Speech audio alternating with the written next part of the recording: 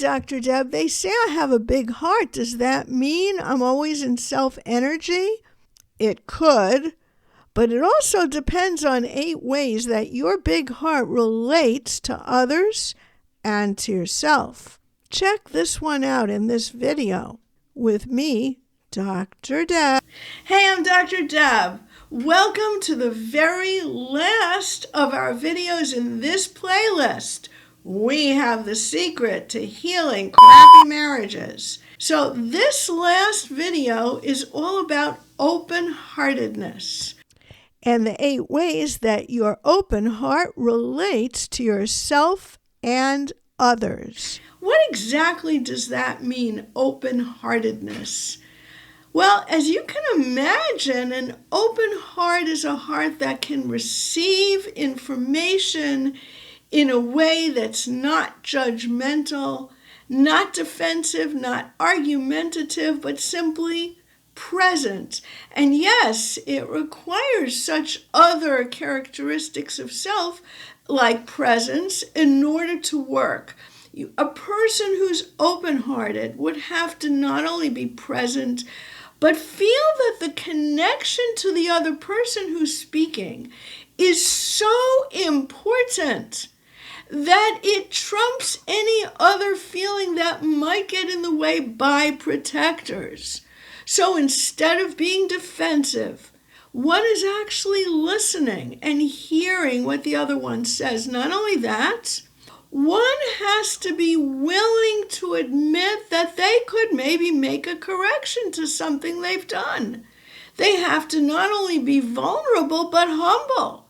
We need to recognize that we made mistakes and that they perhaps need to be corrected. Not only that, here's a key thing. To be in self-energy, a person really does have to love yourself. Yourself is still your most important person. You can't love others and hate yourself or put yourself down or put yourself last. So how do you do the juggle of being open to receiving and recognizing that you may have done something wrong and yet love yourself? Because here's a key thing.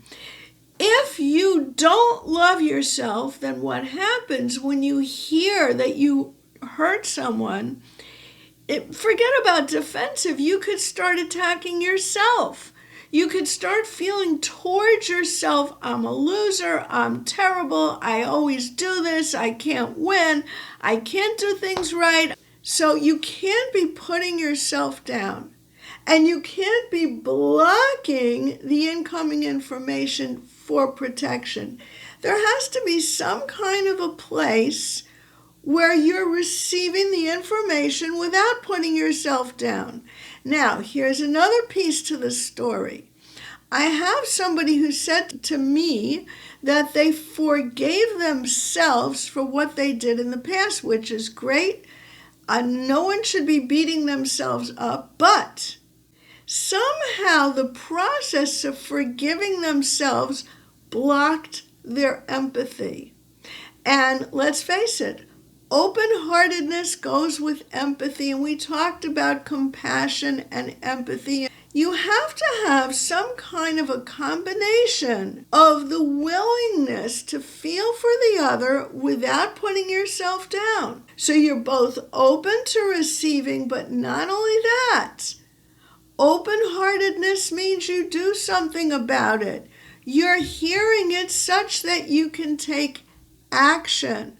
Because if you hear something that someone is telling you without taking any action on it, are they going to feel heard?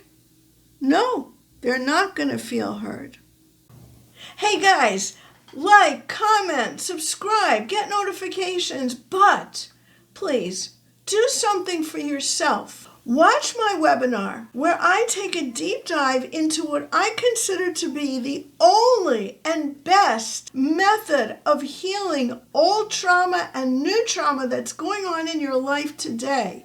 Find out why it works and how it can help you. And maybe you'll even get a chance to speak to me one-on-one. So this is the last of my videos. on this playlist. In the description below, I will put the whole list with all the links, and you can go and look at those again. Now we have more topics that we are going to cover. The next playlist is going to be called Situations.